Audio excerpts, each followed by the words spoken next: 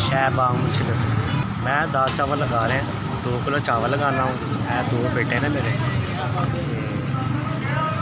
पहले मैं कढ़ाई का काम करना था, मेरा गुजारा नहीं हो रहा। और मेरे 2 बेटे है तो मैं 1 किलो दाल तो 2 किलो चावल। किराए का मकान है मेरा, 2 किलो चावल मेरी इन्नी बचत नहीं है। मेहनत करके गुजारा करने पे हैं, मेहनत करके कमा रहे हैं भाई, किसी के हथ नहीं फैलाना पैंदा। छोटे छोटे बच्चे ने, गुजारा हो रहा, बस शुक्र अल्लाह का।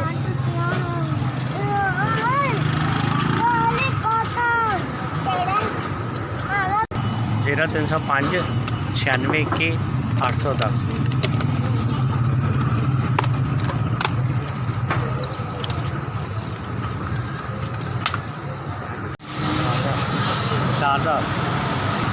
जिन्हें भी 4000 भेजा बहुत शुक्रिया, बहुत बहुत मेहरबानी है भाई। यह जो 4000 है थोड़ा सौदा मैं बढ़ा ला, 2-4 किलो चावल मैं यानी कि होर दे दिता। बहुत शुक्रगुजार है तुहाडा, फिर तुसीं मैनूं पैसे भेजे ने। अल्लाह तुहाडी जिंदगी करे, अल्लाह तुहानूं होर पैसे करे, अल्लाह ताला जिंदगी करे तुहाडा बहुत ज़्यादा। अल्लाह ताला तुहानूं देवे, अल्लाह तुहाडे बच्चों की खैर करे, अल्लाह ताला बहुत देवे। SBS तुहाडी बहुत मेहरबानी, तुसीं साडा गरीब भरावां दा ख्याल कीता।